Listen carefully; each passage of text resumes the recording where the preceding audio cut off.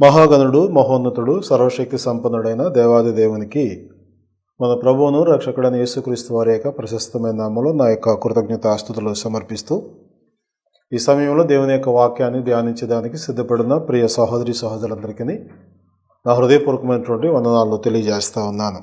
ప్రభునందు ప్రియ దేవుని బిడ్డలారా, దేవుడు మనకిచ్చిన చక్కని అవకాశాన్ని బట్టి మరి యొక్క సందర్భాన్ని మరి యొక్క వాక్య భాగాన్ని రోజున మనం పరిశీలించే ప్రయత్నం చేద్దాము.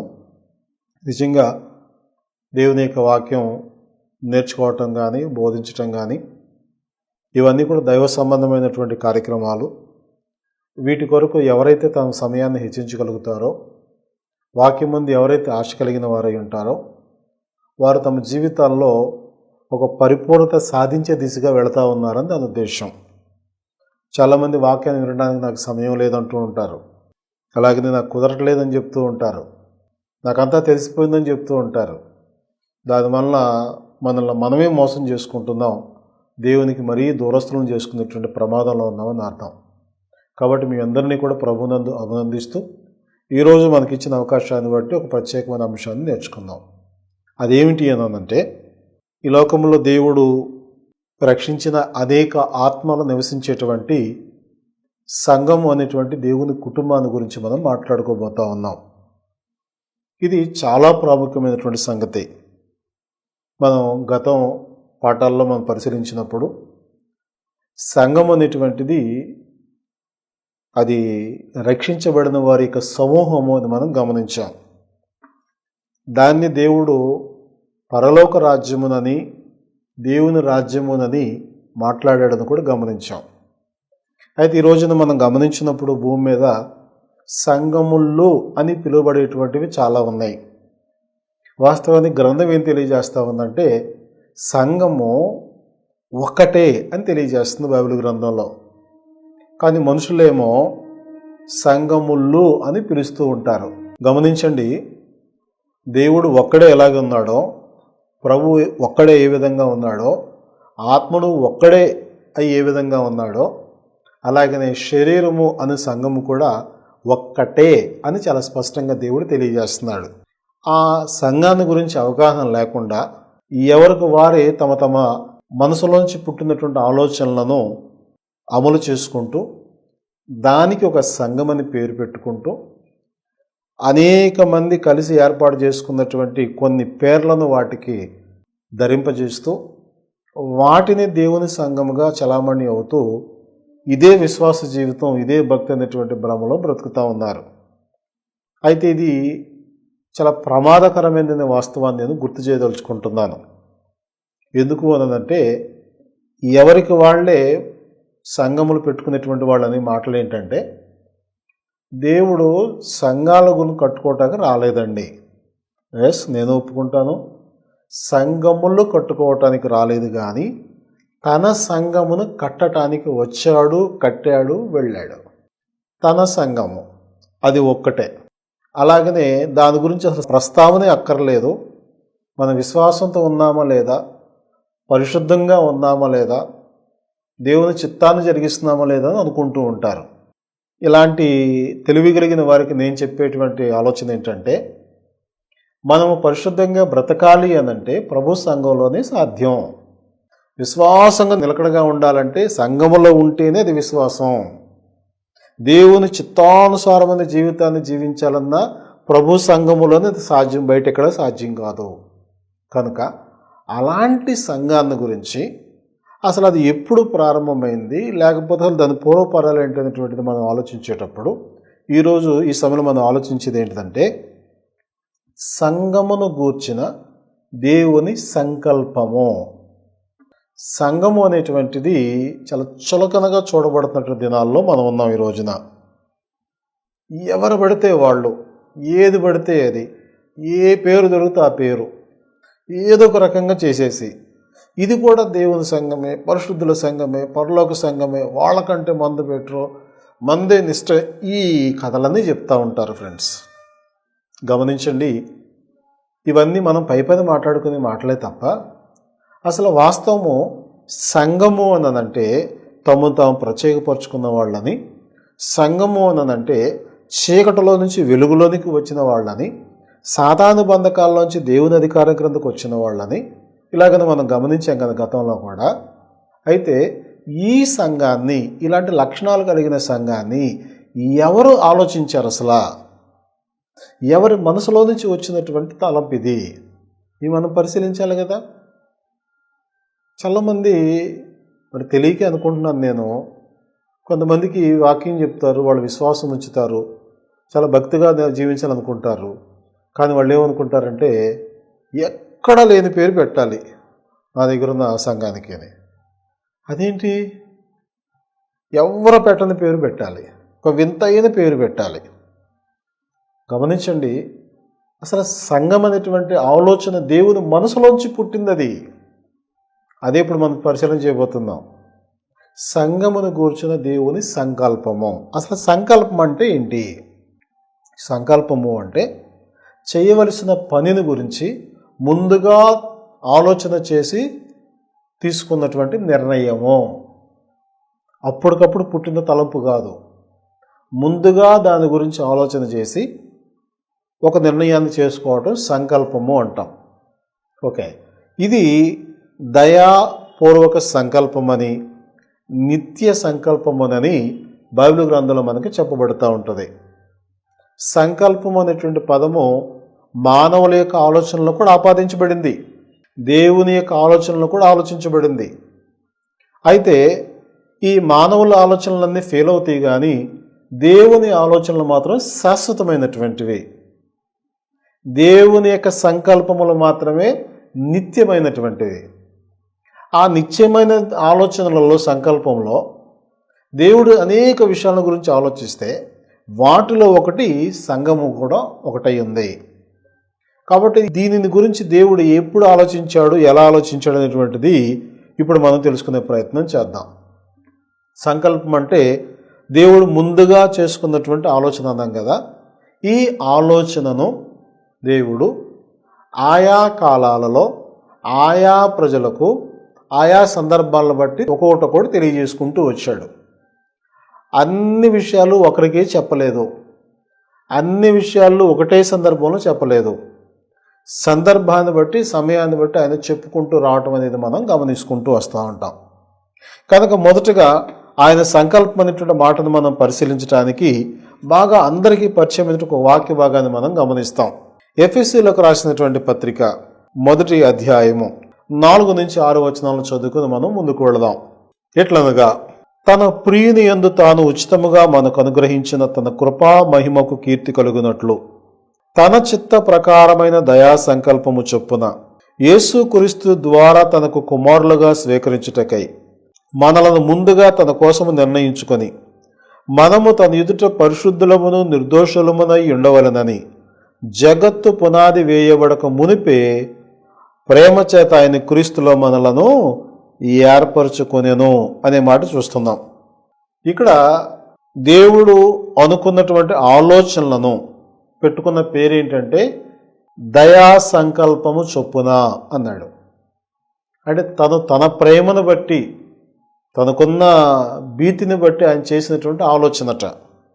ఏంటి ఆ ఆలోచన అంటే, యేసుక్రీస్తు ద్వారా అనేకులను కుమారులుగా స్వీకరించాలి, వారు తన ఎదుట పరిశుద్ధులు నిర్దోషులై ఉండాలి.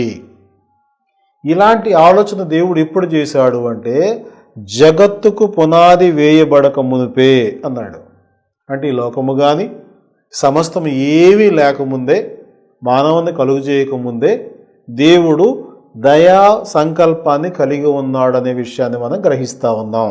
ఈ దయా సంకల్పంలో సంఘాన్ని గురించి కూడా దేవుడు ఆలోచన చేశాడు. ఇది సంఘం అనే మాట ఇక్కడ లేదు కదండి, మీరు ఎలాగని చెప్తారు అనుకోవచ్చును. రైట్, ఈ దయా సంకల్పంలో కుమారులుగా స్వీకరించాలని అనుకున్నాడు కదా. ఆ స్వీకరించే క్రమంలో మొదట ఆయన ఏమన్నాడు అంటే 3వ వచనంలో, మన ప్రభువైన యేసుక్రీస్తు యొక్క తండ్రి యొక్క దేవుడు స్తుతింపబడును గాక, ఆయన క్రీస్తునందు పరలోక విషయముల్లో ఆత్మ సంబంధమైన ప్రతి ఆశీర్వాదమును మనకు అనుగ్రహించను అన్నాడు.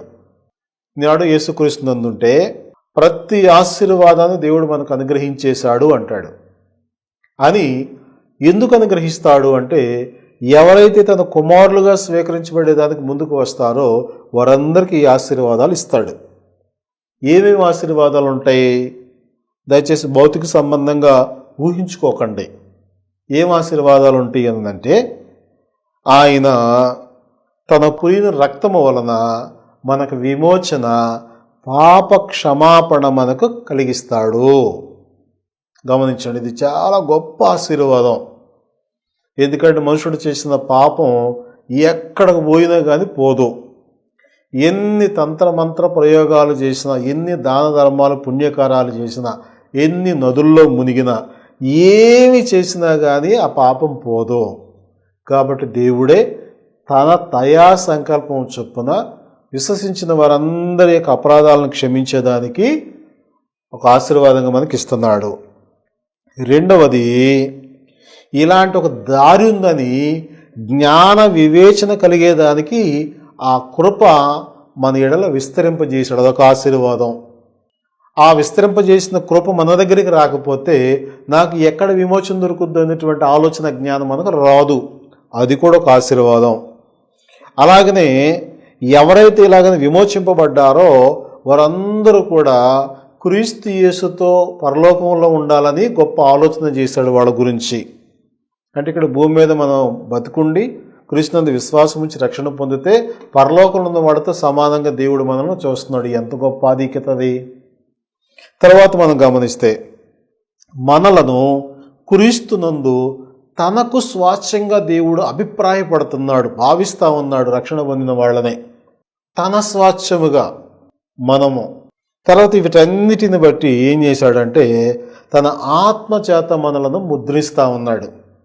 ఓకే, ఇవన్నీ చెప్పిన తర్వాత ఆ ఎఫెసీయులకు రాసిన పత్రిక 1వ అధ్యాయంలోనే 22-23 వచనాలకు వచ్చేటప్పటికి ఏమంటాడంటే, మరి సమస్తమును ఆయన పాదముల క్రింద క్రీస్తు పాదాల కింద ఉంచి సమస్తము పైని ఆయనను సంఘమునకు శిరస్సుగా నియమించెను. గమనించండి, ఇంతకీ సంఘం అంటే ఏంటి? రక్షణ పొందినటువంటి ప్రజలు, దేవుని చేత పిలువబడినటువంటి వారు, పరలోక సంబంధులుగా బ్రతకటానికి నిర్ణయించుకున్నవారు. ఇలాగన వారిని సంఘం అన్నాడు. ఆ సంఘమునకు క్రీస్తును శిరస్సుగా నియమించాడు. ఇప్పుడు గమనించండి, అంటే ఆ రక్షణ పొందిన ప్రజల యొక్క గుంపుగా ఉన్న సంఘాన్ని గురించి దేవుడు ఎప్పుడు ఆలోచన చేశాడు? ఎప్పుడు ఆలోచన చేశాడంటే జగత్తు పునాది వేయబడక ముందే. ఈరోజు నాకు ఆయన ఒక సేవకుడు దేవుడు చూపించిన కృపను ఆధారం చేసుకొని ఒక 10 మందిని పోగు చేసుకొని కొంతమందికి వాక్యం చెప్పి వాళ్ళని విశ్వాసంతో బలపరిచిన తర్వాత ఇది నా సంఘము, నేను కట్టిన సంఘం అని భావిస్తూ ఉంటాడు. మీరు గమనించండి, అది మీ కష్టం కాదు, మీ ఆలోచన అంతకన్నా కాదు, మీ యొక్క మనసులోంచి పుట్టినటువంటి తలంపులు కాదు అవి. సంఘం అనేటువంటిది దేవుని యొక్క మనసులో నుంచి వచ్చిన ఆలోచన. అది ఎప్పుడు వచ్చింది? జగత్తు పునాది వేయబడక మునిపే ఆయన దాని గురించి ఆలోచన చేశాడు. ఇంకేం ఆలోచన చేశాడు చెప్పమంటారా? ఈ 1వ అధ్యాయంలో గమనిస్తే దేవుడు సంఘాన్ని గురించి ఎప్పుడు సంకల్పించాడో మనకు అర్థమవుతుంది. చివరి వచనాలకు వచ్చేటప్పటికి సంఘం ప్రస్తావన చేశాడు కదా. ఈ సంఘములో ఉన్న పరిశుద్ధుల గురించి, ఈ ఆశీర్వాదాల గురించి ఎప్పుడు ఆలోచన చేశాడు ఆయన? జగత్తు పునాది వేయబడక మునిపే. రెండవ అధ్యాయంకి వస్తే సంఘములో ఉన్నటువంటి ఈ ప్రజలు ఎవరైతే ఉన్నారో వారు పూర్వపు స్థితి ఏంటి, ఈ ప్రస్తుతం ఉన్న స్థితి ఏంటి, పోలికలు చెప్పాడు వాళ్ళకి. ఎందుకంటే సంఘంలోకి వచ్చిన తర్వాత దేవుడిచ్చిన కృపను, ఆయన ఆధిక్యతను పక్కన పెట్టి ఎవరి గొప్పతనాన్ని వాళ్ళు చూపించుకునే ప్రయత్నం చేస్తున్నారు అక్కడ ఎఫ్ఎస్సి పట్టణంలో ఉన్నటువంటి సంఘంలో. కాబట్టి వాళ్ళకి ఏం చెప్తున్నా అంటే, మీరు ఒకప్పుడు పాపముల చేత చచ్చిన వారై ఉండగా ఆయన మిమ్మల్ని బ్రతికించాడు.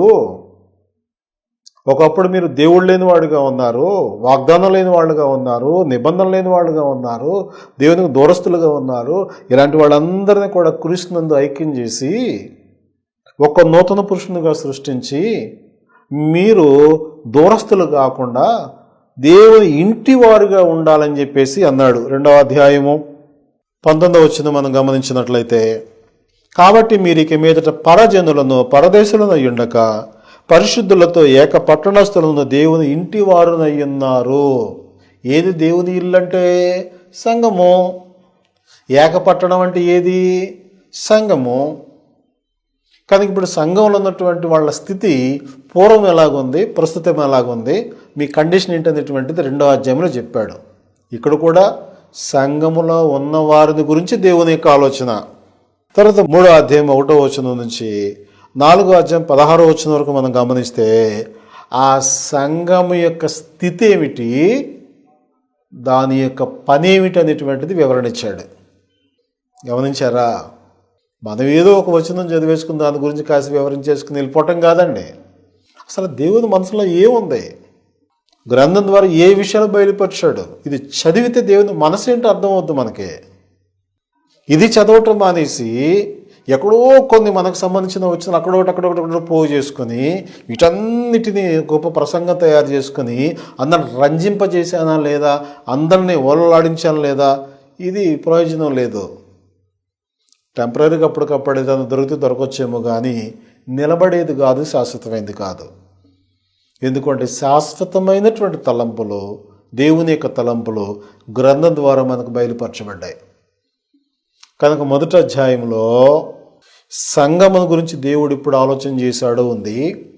2వ అధ్యాయంలో సంఘములో ఉన్నవారి యొక్క పూర్వపు స్థితి ఏంటి, ప్రస్తుత స్థితి ఏంటి అని చెప్పబడింది. అలాగనే 3వ అధ్యాయము 1 నుంచి 4వ అధ్యాయం 16వ వచనం వరకు సంఘం యొక్క స్థితి ఏమిటి, దానికి ఉన్న పని ఏమిటి అనేది చెప్పబడింది. అలాగనే 5వ అధ్యాయం మనం గమనిస్తే సంఘానికి క్రీస్తుకున్న సంబంధం ఏంటి, ఈ విషయాలను చెప్పబడ్డాయి. కాబట్టి వీటన్నిటిని గురించి దేవుడు ఎప్పుడు ఆలోచన చేశాడు అనగా సంఘాన్ని గురించి కానీ, సంఘంలో ఉన్నటువంటి ప్రజల గురించి కానీ, ఆ సంఘం చేయవలసిన పనుల గురించి కానీ, దానికి క్రీస్తుకున్న సంబంధాన్ని గురించి కానీ దేవుడు ఎప్పుడు ఆలోచన చేశాడు? జగత్తుకు ముందే కదా. అది దాని దయా సంకల్పం చొప్పునే కదా. అంటే ఎవరో ఆయనకి చెప్పిలా, ఎవరో ఆయనకి సలహా ఇవ్వలా, ఇలా చేస్తే బాగుంటుంది కదా అని ఆయనకి ఎవరో బుద్ధి పుట్టించలా. ఆయనకు ఆయనే తన సంకల్పము చొప్పున, తన ఆలోచన చొప్పున జగత్తు పునాది అంటే లోకం పుట్టకముందే సంఘాన్ని గురించి దేవుడు ఆలోచన చేశాడు. ఈ రోజున ఒక మనుష్యుడు క్రీస్తు శకం 2025వ సంవత్సరంలో సేవ మొదలుపెట్టి కొంతమంది మనుషులను దేవుని కొరకు తయారు చేసి దానికి ఒక పేరు పెట్టి ఇది నా సంఘం అంటాడు. నిలబడద్దా? అది నీకే ఒక గ్యారంటీ లేదు. మళ్ళీ నీకు నచ్చిన ఏదో ఒక అభిప్రాయం తీసుకొచ్చి సంఘానికి రుద్ది ఇది దేవుని సంఘం అంటే దేవుడు ముందుగా చేసుకున్న ఆలోచన ఏమైపోవాలి, దాని స్థితి ఏంటి, దేవుని యొక్క ఆలోచన యొక్క పరిస్థితి ఏంటి, ఇది అర్థం చేసుకోవాలి మనం. గమనించండి. కాబట్టి సంఘమును కూర్చొని దేవుని సంకల్పం ఏంటి అనంటే ఇది శాశ్వత కాలం ఉండాలని, దీని ద్వారా దేవునికి దూరం అయిపోయిన వారందరూ మళ్ళా దేవునికి దగ్గర అవ్వాలని, అనగా పరిశుద్ధపరచబడాలని, వాళ్ళు నీతిమంతులుగా తీర్చబడాలని, సాతాను బంధకాల్లోంచి విడిపించబడాలని, దేవుని పిల్లలుగా వాళ్ళు యోగ్య ప్రవర్తన కలిగి జీవించాలని. ఇది ఒక దైవ సంబంధమైనటువంటి కుటుంబం, ఒక దైవ సంబంధమైన పట్టణం ఇది. కాబట్టి దాని కొరకు ఆయన ముందుగానే ఆలోచన చేసి తన అభిప్రాయాలను ఆయా సందర్భాల్లో ఆయా కాలాల్లో తన సేవకుల ద్వారా బయలుపరచడం మనం గమనిస్తూ ఉంటాం. అందుకని యేసుక్రీస్తుని గురించి పేతురు తన పత్రికలో కూడా మాట్లాడుతూ ఏమంటారు అనంటే, పేతురు రాసిన 1వ పత్రిక 1వ అధ్యాయము 20వ వచనం మనం గమనిస్తే, ఆయన అనగా యేసుక్రీస్తు జగత్తు పునాది వేయబడక మునిపే నియమింపబడెను. దేనికోసం? ప్రజలందరి కొరకు ప్రాణం పెట్టేదానికి. వెండి బంగారముల వంటి క్షయ వస్తువుల చేత మీరు విమోచింపబడలేదు. మరి ఎలా విమోచింపబడ్డారు?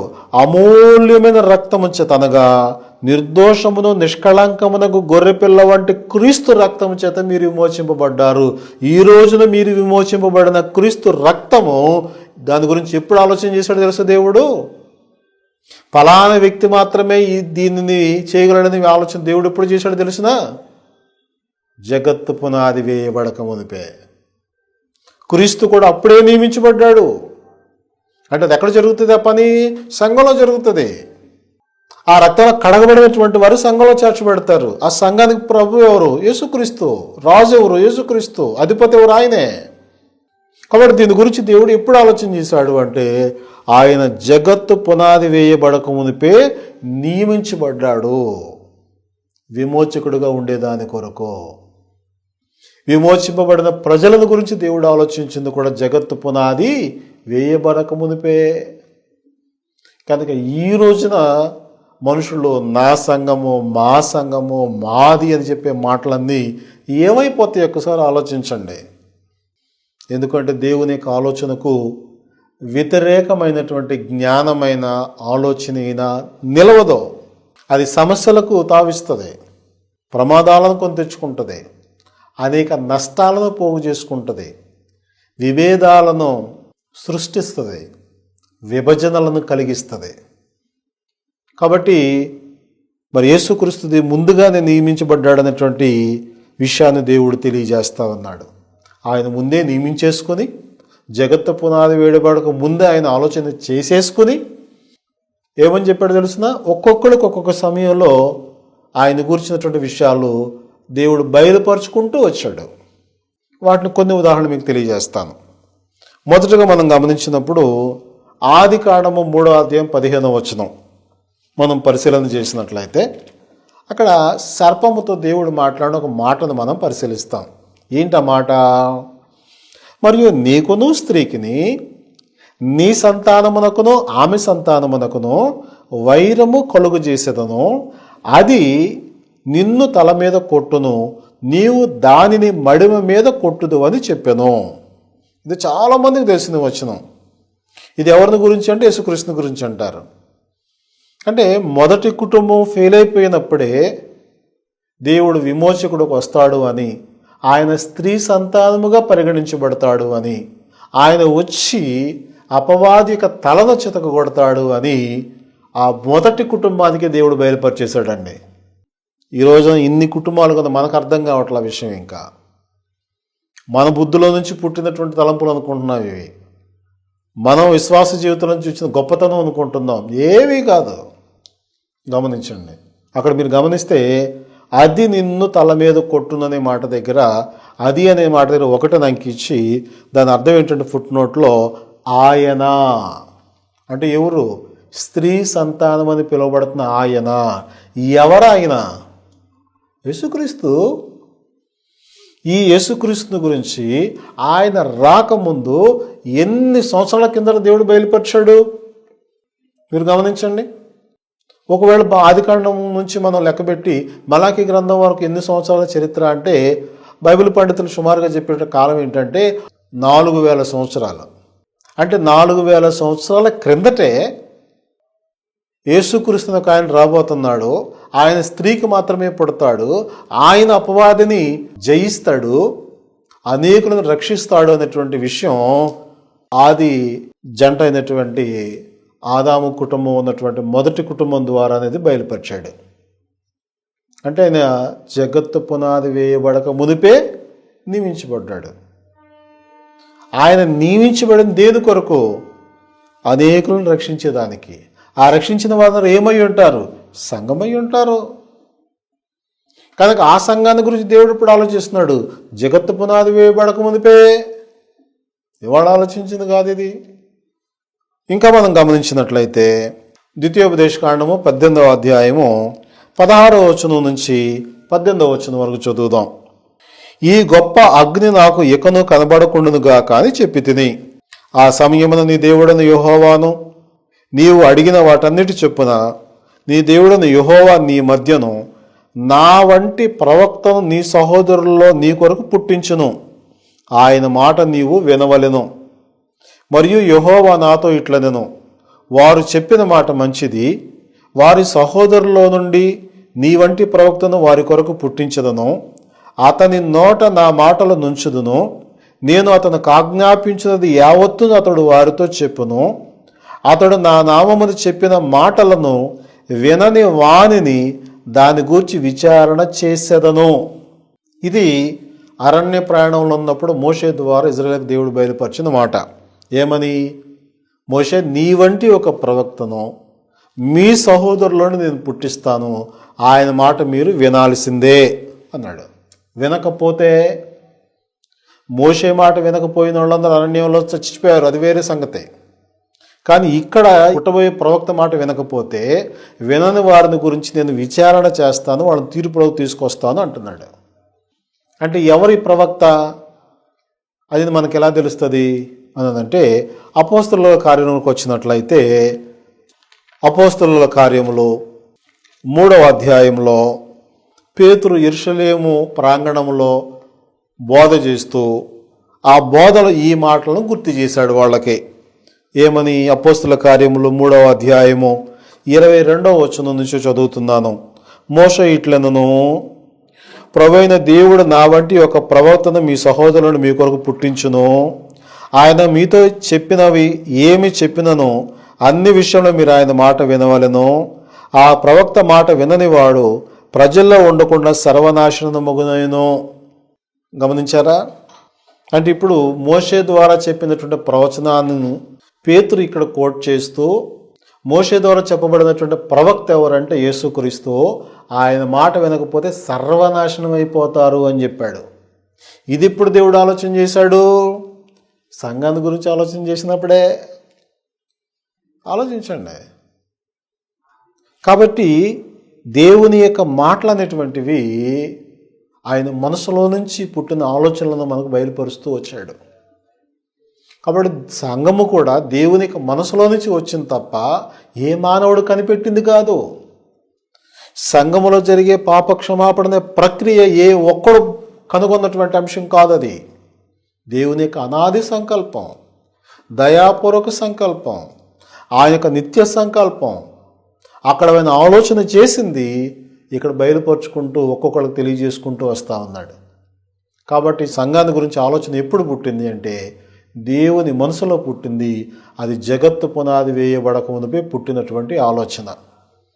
ఓ ప్రియ సహోదరుడా, సేవకుడా, నీవు పెట్టినటువంటి ఒక భౌతికమైన సంఘానికి పునాది ఎవరో? అది ఎప్పుడు పుట్టింది? ఎవరి ఆలోచనలోంచి పుట్టింది? దేవుని ఆలోచనలోంచి పుట్టిన సంఘమా, లేక మన ఆలోచనలోంచి పుట్టిన సంఘమా? దేవుని యొక్క సంకల్పంలో నుంచి వచ్చిందా అది, లేకపోతే మన యొక్క బుర్రలో నుంచి వచ్చిన దాన్ని మనం హైలైట్ చేస్తున్నామా? ఒకసారి ఆలోచించండి. ఎందుకు అంటే పేతురు ముందే చెప్పాడు, పేతురు ద్వారా యేసు ప్రభువారు, నేను నా సంఘాన్ని కడతాను, దాని ఎదుట పాతాళలోక ద్వారములు నిలబడలేవు అని చెప్పాడు. కాబట్టి మనము దేవుని యొక్క ఆలోచన నుంచి పుట్టిన సంఘములో లేకపోతే మనం ఇంకోటి తయారు చేసుకోవచ్చును, కానీ అది పాతాళానికి తీసుకెళ్లే ద్వారంతో సమానం. అలాంటి పాతాళానికి తీసుకెళ్లే ద్వారాలుగా సొంతం పెట్టుకుంటారా, లేకపోతే దేవుడు ఏర్పాటు చేసిన ఒకే ఒక దానిలో ఉంటారా అనేటువంటిది మన ఇష్టానికి దేవుడు వదిలాడు. కాబట్టి మనం ఏం చేద్దాం అనుకుంటున్నామో అది మనం నిర్ణయించుకోవాలి. కాబట్టి సంఘం అనేటువంటిది మానవుని బుద్ధిలో నుంచి పుట్టింది కాదు, దేవుని యొక్క ఆలోచనలో నుంచి పుట్టినటువంటిది. దాని గురించి దేవుడు జగత్తు పునాది వేయబడక ముందు ఆలోచన చేశాడు. కొద్ది వాక్యాన్ని ముగించుకుందాం. మీ అందరికీ వందనాలు.